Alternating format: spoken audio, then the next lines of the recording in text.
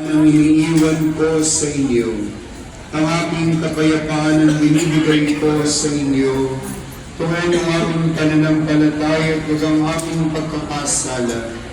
Pagkalooban mo kami ng kapayapaan at pagkakaisa ayon sa iyong kalooban.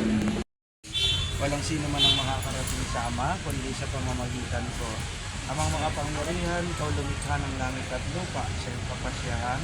Pinagkatiwala mo sa mga tao lahat ng dapat gampanan sa daigdig na ito.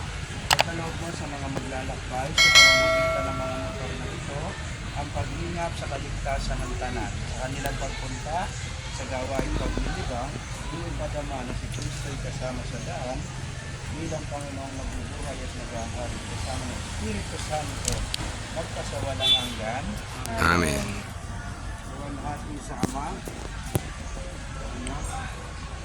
sa Espiritu Santo, ang kapara ng sa unang-una, ngayon at magpakailanman, magpasawalang hanggan.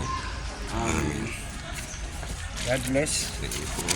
God bless. God bless.